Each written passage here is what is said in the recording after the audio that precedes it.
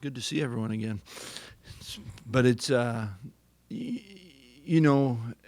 have followed the program and been around me that love this time of the year, and appreciate what our guys did in the off season, but excited to get to the start of spring practice, and yet really haven't been with everyone since right after the bowl game, and obviously have had a number of changes and to our staff, and then you have the kind of the natural changes of players moving on, and I'll start with the players first, and I don't know how many were able to come, but we had a pro day. It was on the 6th, a couple Wednesdays ago, and it was great seeing that group. And I don't know if I'm accurate in this, but I felt like it was an awesome day. And you saw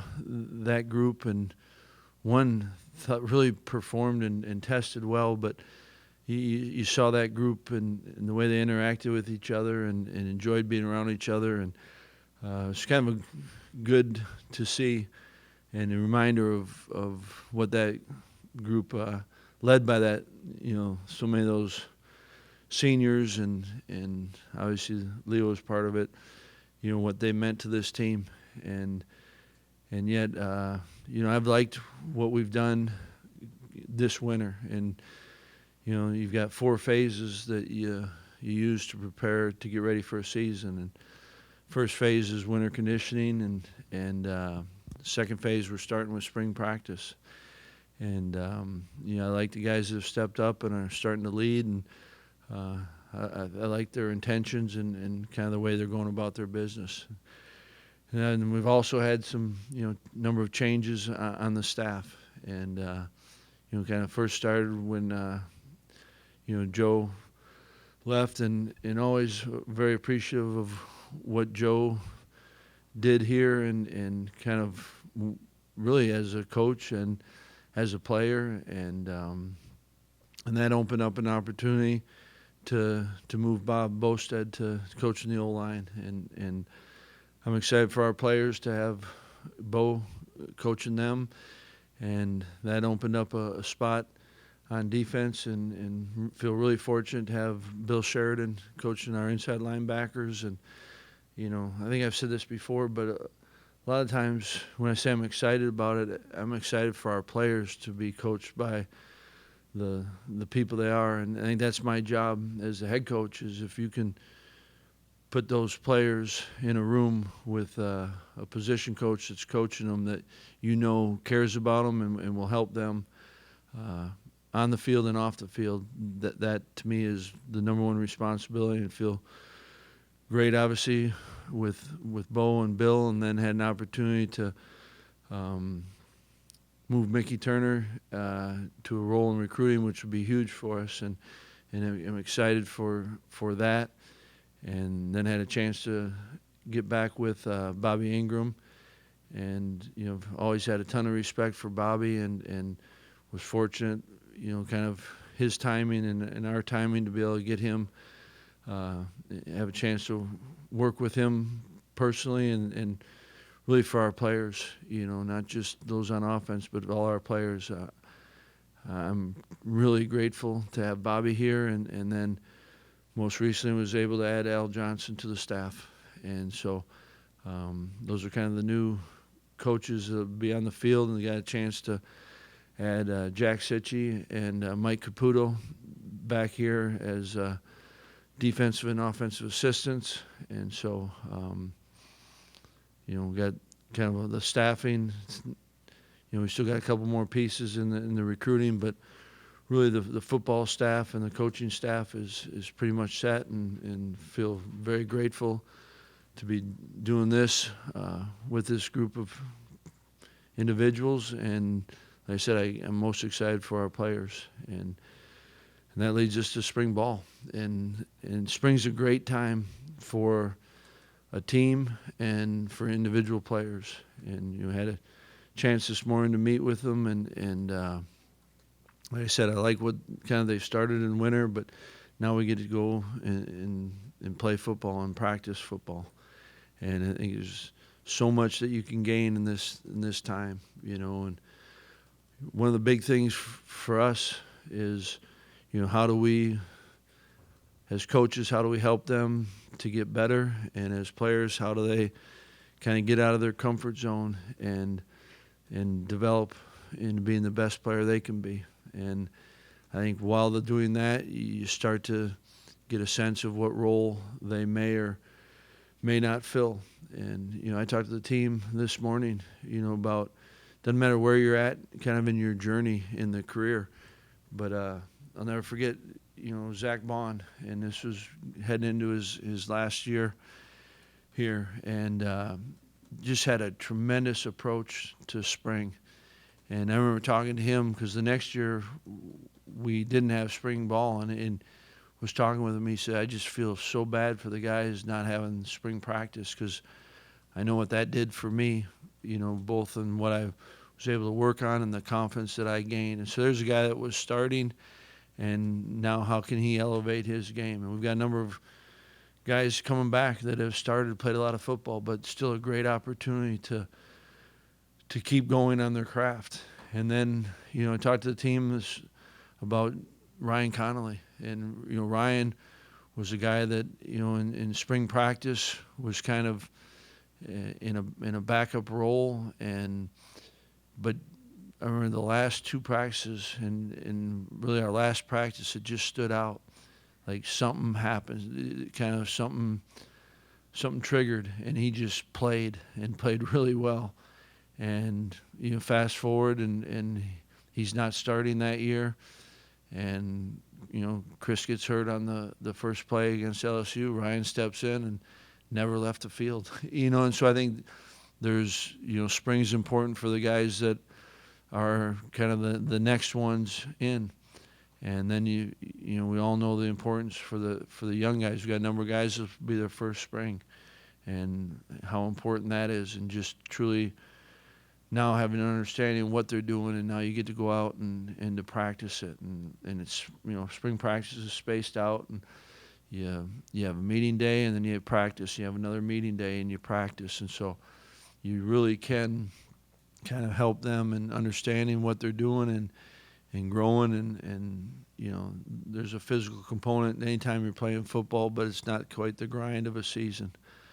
And I think, for everyone in this room, one of the reasons why we want to have, spring practice available for you, other than the first week, that's our week. But it's really to get a sense of guys and to kind of give context to it. But I think you need to know that spring is a time where we're going to try to push guys outside of their comfort zones, and we want them. It sounds weird to say this, but I think there's some truth to it. You want them to make mistakes and want them to learn from those mistakes. And if you can learn from something in March or April that can help you in September, October, November, December, January, right? That's a great time to learn. And so I'd caution you, to approach it. I think it's just important for you to know what we're trying to get out of it when we're telling our kids. And some of the best plays can be ones that you screwed something up, but you learned from it. Or, you try to do something and you're trying a new technique, or you're trying to get out of your comfort zone, and maybe you just need 10 more, 15 more reps of doing that to where it's ready to be done. But we want to push guys out of that. So I think it's important for you all, when you're watching, to understand kind of what we're trying to get done with it. That's it. That's a long one. How long? I'm good. Paul, when we talked to Bobby back in February, he said that the play calling process would be collaborative. I'm wondering for you what that looks like. How do you envision that happening? Yeah, I think that Bobby's spot on. And that anytime, certainly in a game, there's going to be one to send in the play that's called, and yet I think what Bobby's talking about, and when I think of collaboration, it takes everyone, and it takes the coaches and players. What you're going to call in a game is what is game ready and what's kind of earned the right to be called in games, and that is why you practice, and that's where you go. And so, as you prepare for a game, you've got situations, and you're only going to have so many calls on that, and so that's where everyone's got a piece of that. It's what plays do you think fit best schematically, what plays that our players understand that you're running, and then that goes on a call sheet, and then the play caller calls it. But it truly is a group effort, and I think when he talks about collaboration, that's what he's talking about. Paul, why did you ultimately decide to move Mickey out of the tight ends role into the recruiting department? How does what he wants to do align with your vision for recruiting overall? Yeah, I think that certainly the in looking for someone in recruiting, as everyone knows, really important role, and I think a unique role if you're trying to get the best that you can, and that someone that kind of understands, this university, this program, understands kind of the how-to of the actual recruiting process, and has the ability and the skill set to also be able to do that job well, and that's where spent a lot of time in talking with Mickey, and kind of as we're going through, and big thing early was, okay, what do we need in this spot, and kind of what is it we should be looking for, and then it kept coming back to the things that we were valuing. Just come back to me like Mickey is perfect for this, and I think kind of what his, I think of every position that you have, and I want this for every person that works here, is that it has to serve two purposes to me. If it can serve a purpose for the individual where they can keep progressing and growing in their career, and they can also add value to the program, that's a pretty good thing. If it's good for the individual and good for the program, that's what you want, and I feel like this accomplishes that. And so I feel real grateful, to have Mickey in the spot that he's in, and certainly, recruiting is a group effort. It takes everyone in the building has to own a piece of recruiting, and yet I think Mickey gives a perspective and adds value and can help in so many ways. I'm excited about that. Paul, I think I asked you out in Vegas kind of how this was going to be a big offseason, and as you noted, every offseason is big, but it's pretty clear that you thought some changes need to be made, right, across the board. Can you just, I know it's been a long process, 3-4 months, but how important was that to you to kind of take a step back and find out what you needed to do differently? Yeah, no, I think that's it was a good question then, and it's a good question now, right? And certainly better position now to talk about what we end up doing. At the time, I knew that, or I had a feeling that changes need to be made, and that doesn't necessarily always mean personnel changes either, right? But if we were going to move forward, we had to do some things differently, and I think you're always looking for that. I think that probably reflects in that every year they're important off seasons, and how can you work to improve, and yet had a sense at that time, maybe not to this extent, but had a pretty good sense of some of the direction, thought it might go, but wasn't certain. And now we are today, and a lot of the staff changes, I don't want to say they were all because we needed to make changes to get better, especially offensively. I thought we needed to make some changes. I don't know at that time that I was thinking that it meant that we had to really, you talk about almost a whole new staff. I wasn't thinking it needed that necessarily, but the way things played out, with Joe moving on, and then, it was a pretty, I don't want to say it was easy, and sensible move to move Bo, and you knew that was going to have some different things and, ramifications. We got to hire someone else. And I did have an idea, but I didn't know to the extent with Mickey and recruiting necessarily at that point. But I did kind of have an idea that what we needed. And so it certainly has been kind of a lot of change. And yet,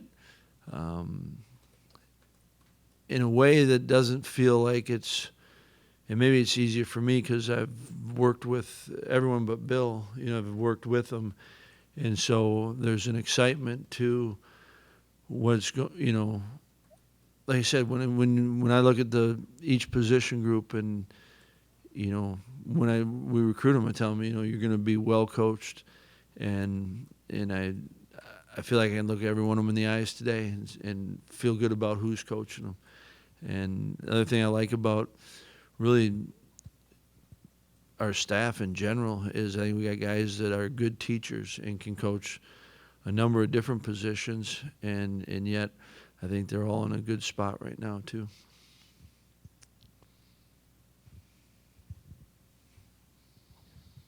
John, you lost a lot of pieces from that defense that led the nation. Just what do you think about what you have back on defense, and what are you kind of looking to see from some guys there as you move forward heading and preparing for the season?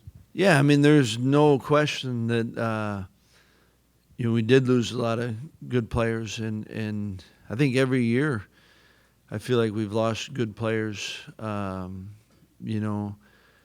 defense, and credit to our defensive staff and certainly the players, that they've been able to answer the bell, and I'm excited about the group we've got. And, we've certainly added, some pieces, especially in the back end at corner. We've got some, at the end of the bowl game, didn't quite know what we'd have there. And, I'm excited about, the three that we've added. And I've loved the progression that Alex has made as well. And, we lose two safeties in Scott and Colin, who played a lot of football, a lot of good football for us. And yet, Torch has done a great job, in the opportunities that he's had. And, we were excited from day one with Hunter. And, last year was big with Trey Blaylock. You talk about a very talented player and him being able to stay healthy. And, you go the same thing. We, lose two really productive inside linebackers. And yet, I like the group of linebackers that we do have coming back. Nick Herbig's a really good player for us. And, Noah moves on. Noah played a lot of games. And yet I think we got a really talented outside linebacker group. And, up front, it's great having Keanu back and Isaiah. And I think we got some other young players. I'm excited for James if he can stay healthy. And so there's no doubt we did lose, a number of players that had a significant impact and a reason why we were such a good defense. And yet I'm excited for this spring, maybe some guys that haven't played as much, but we feel like it's a good group of players and a group that needs this spring, and is going to need summer and is going to need a good fall camp. But I'm excited about it and have a lot of confidence in our defensive staff. Paul, with Al taking over for Gary, just what in your eyes, with his pedigree, makes him a good fit to lead that running backs room? Yeah, I think when you're thinking through it, and first of all, it's you're talking about the coach, and you also spend a lot of time thinking about the group. What does the group need, and then who would be good for that, and then who's good from the coach's end, who's a guy that can teach and help them to improve. And I've always been impressed, ever since I've had a chance to really be with and work with Al. And then I really appreciate and like the group of running backs that we have, and kind of got a mix of guys in there, but it's a good group, it's a talented group.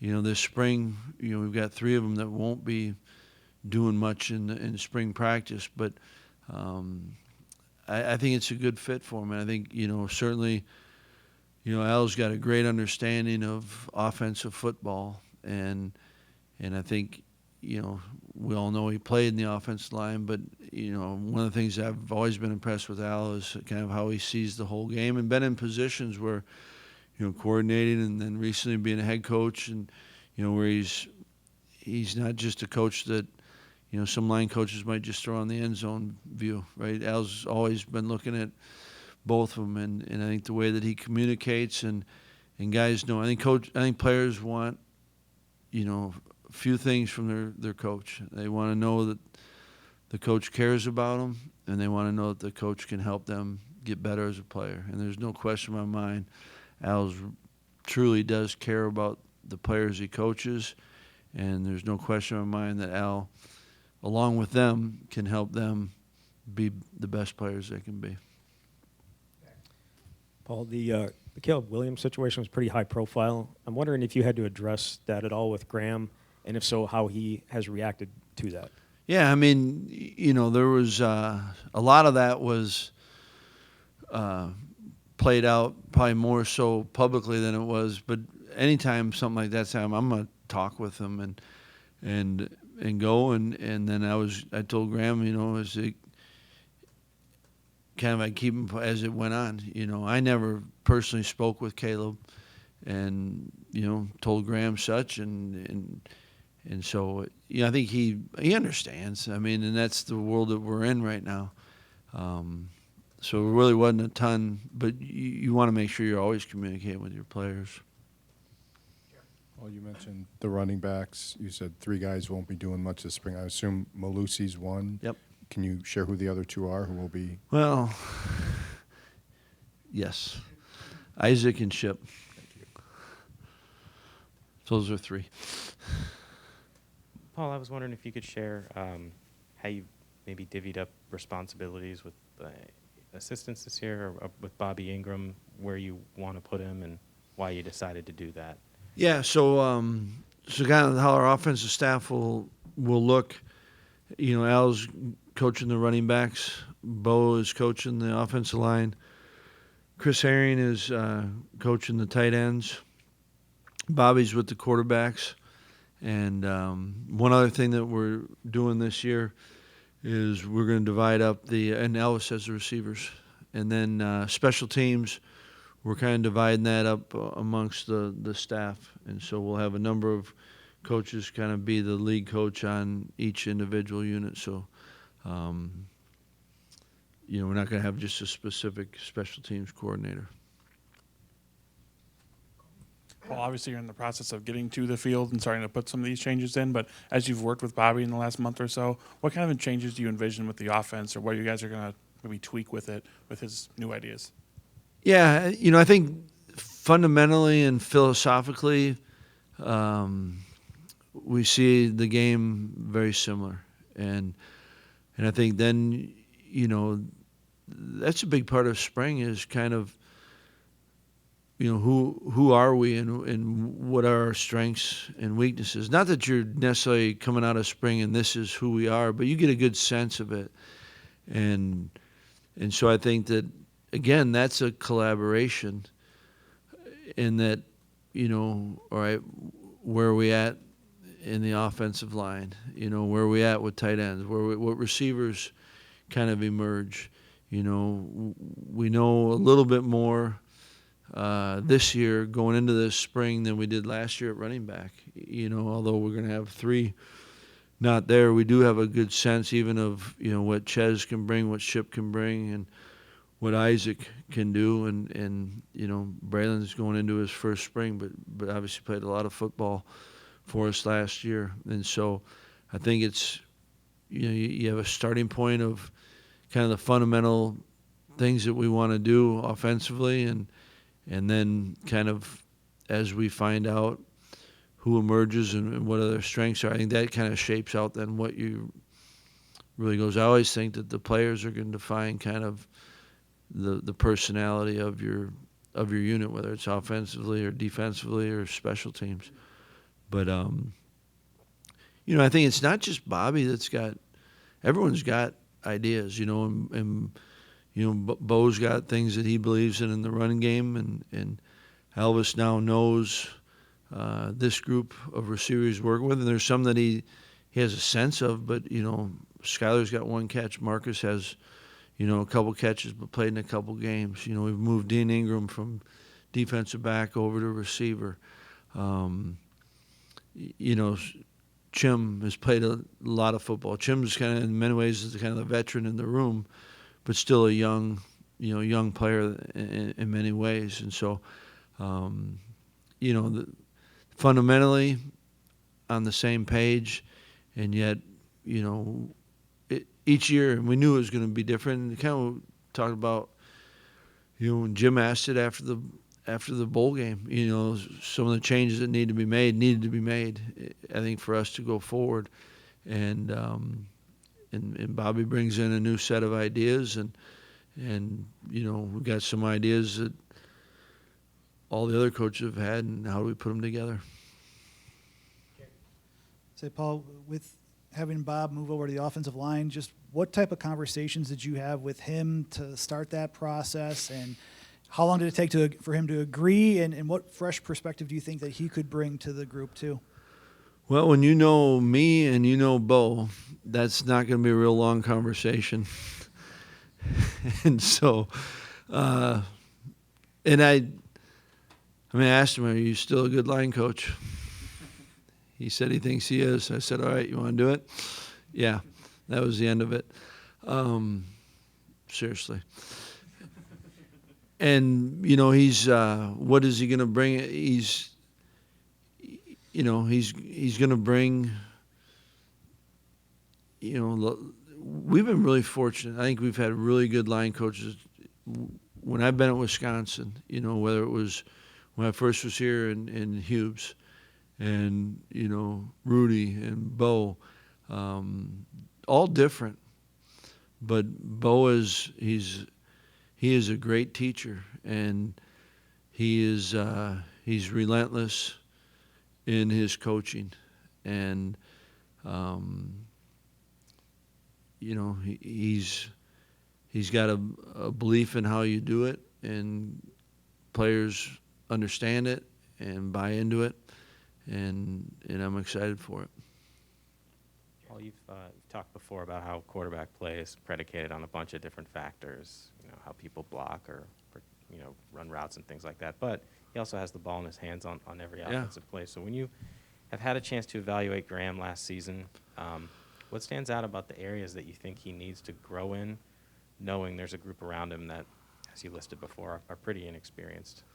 Yeah, I think that, you know, it's he's now had 2 seasons that he's played a lot of football in, and 2 seasons worth of opportunities, and times when he's done really, you know, some really good things, and then there's clips where this is what you've got to, this is where you absolutely have to get better at, and this you can't do anymore, right? I mean, you can be. The thing I've always appreciated about working with Graham is you can go direct with him, you know, and he cares, and he cares about this team first and foremost, and he also knows, and he'll put the time in, you know, so he knows it, and so you break it down in all the different ways, and yet you still can go back to and need to go back, I think, to the fundamentals. Okay, when you're off on the locations, yeah, the obvious is you missed the throw, right? What is causing it? And I think as you go through it, there's some things in the drop and in the footwork that we can clean up that I think can make it a little bit more consistent. And I think that, certainly like you mentioned, there's other pieces that have to be consistent as well. But just from what he can do, you're talking about decision making, and one part is reading the coverage, right? And when you talk about reading the coverage, what you're really trying to find is where is the one-on-one. And now you got to know, is your one-on-one winning? And that's a big part of it. And so, whoever the receiver is, not necessarily wide receiver, but whoever the receiver is, if you're one-on-one, you've got to know how to win. And the design of the play has to be such that it gives them a chance to win. But I think, for Graham, it's how do you still be better or be more consistent in your decision making? And then when it's the actual execution, I think he's a talented thrower, and he can throw every type of throw. And I think then you take a look at, okay, when you're missing, why are you missing? And I think there's things that come back to just the drop and the rhythm of it. And I think there's some things that he can work on just in the pocket and kind of when it's not necessarily a clean pocket, but how do you move in the pocket? Maybe a small movement, maybe it's a bigger movement. I think that's an area that he can work on and needs to get better at. And, in the end, you are talking about, you mentioned it in the question, the ball's in his hand. And, one obvious area that we've got to improve upon is taking care of the football. And, I think we had 13 interceptions last year. Graham had 12 of them, Graham had 11 and Chase had 2. And then we had a couple more that, kind of strip sacks. We had one where we didn't block anyone. He kind of gets blindside against Purdue. He's got one against Notre Dame. He's got one. He had another one against Army where we kind of lose it. Chase has 2, right? So we got to take care of the football. We got a couple of exchange problems with the running backs, and shoot the first game is a great example of it, And so it's all those things that the ball is in your hand. And if we're going to be better at taking care of the ball, all right, certainly the one that's got the ball in his hand the most is going to be responsible for more of it. And he's got to take that upon himself with everyone else. He doesn't have to bear the whole burden by any means, but it's going to start with him. And so I think that's why I get excited. I'm excited for Graham this spring. I'm excited we do have young, we don't have Ferg anymore. Ferg was a heck of a player. And, you don't have that. And so I think it'll be, in some ways, you're going to have to work through that, and make sure the receivers are all doing what they need to be, whether it's wide receivers or running backs or tight ends. But at the same point, make it your group. Go ahead and you lead the group. You're not playing second fiddle to someone. And so I think it's a great opportunity for him this spring. You just touched on it, but in that regard with the receivers, what's the next step you want to see Chim take, and who are some other guys maybe you're looking forward to seeing with the guys you have departed in that position? Yeah, I mean, I think, Chim is I've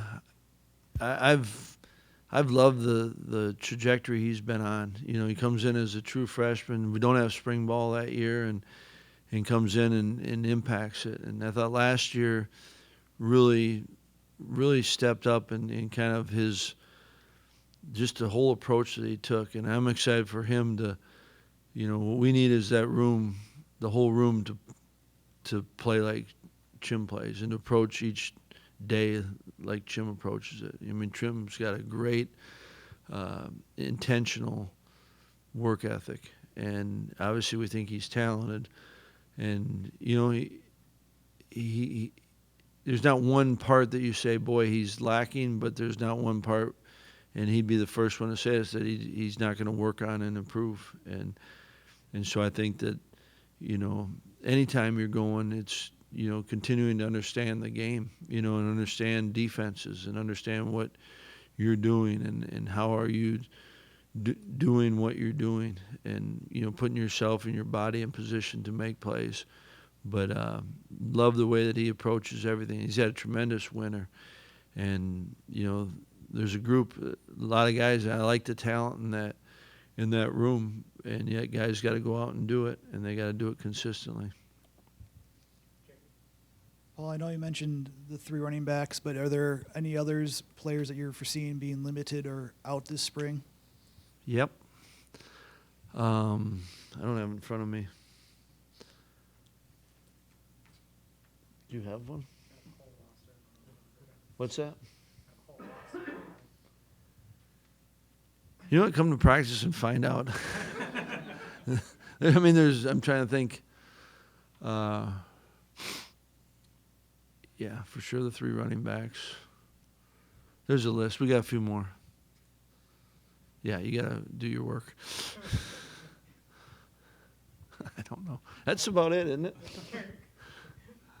But when you have a team that's got, like you said, a little bit of turnover, all these kind of important spots, you mentioned the inside linebackers and all these spots, what are some of the things that you guys look for in the transfer portal to kind of make up for that? Because you talk about the corners, guys that are all in their 5th or 6th year in college. Like, was that something when you were looking at transfers, you were bringing in guys that you knew how to play college football? You weren't worried about that part of what they were going to bring? Yeah, and I don't profess to have all the answers, but the way I thought that we wanted to approach how we might use the transfer portal was that if there was a position that maybe not a position of need, but where if you brought someone in, I thought it was important. If you brought someone in, they better be able to play. Like, they've got one opportunity, and so we're not doing that player any good if there's not a spot or an opportunity for them to play. Now, they've got to go out and they've got to earn that, and yet, kind of we thought that corner was one of those. Like the corners we had in the program, but kind of the way that combination of recruiting and injuries, and really, with C's coming back again, we're going to lose it. There's going to be a kind of a void that if we could fill that. And then I thought the other way to approach the portal was if there was someone that was a good fit that had time to develop. And I thought we did that with Keontae. So I think it kind of, those are the 2 types that you're kind of looking for. And certainly, the kicker and Vito, is a chance that felt like there was a spot for him. So not that I don't think you can ever go out and say this is your spot, right? They've got to go out and earn it. But you better have a pretty good understanding of what you have and their talents, and that they've got a really good chance to play. Otherwise, I don't think you're doing them or your program, a favor. Paul, I know you guys had people in the recruiting office working since Saeed left last June, but not having Mickey in place until last month, do you think that puts you behind in any way, whether it's this class or next class or classes down the road? Yeah, I mean, I think that, certainly, we didn't stop recruiting. It put more on everyone's plate. But to say we're behind, I don't know. And like I think you said it, if anywhere it'd be not the class we're recruiting, not even, now you're recruiting kind of 3.5 classes. And so, it could have, maybe, I don't know, right? You don't know. But I do feel confident. I know, a lot of people, we all had to do more. And yet I thought it kind of fit what we needed to do. And I appreciate that from the staff. Guys jumped in, and I think there was something about that was still really healthy. And I think something that we've got to hold onto in many regards, and for a long time that's the way you did go about recruiting. And I think what's changed is, as you evaluate more people because you're evaluating more classes, that's where you kind of need the help. But as far as the actual recruiting identification, and a lot of it was tricky. I don't know, because part of it was with COVID. You had a number of players that didn't play a year, and then we had, heck, last spring, Braylon's still playing high school football. You know what I mean? So there's a lot of things that coincided with it that I don't know that I'd have the correct answer on where it's at. You feel like you're always working at recruiting, and so I don't think I've ever felt like, boy, we got this thing right where we need it ever. And yet I also didn't feel like, boy, we're not doing anything, or we're so far behind. But I like certainly where we're at now and going forward. But I think it was kind of a unique set of circumstances on a few different ends to be able to gauge it. I think it's a little bit more tricky than had it just been kind of a normal type years.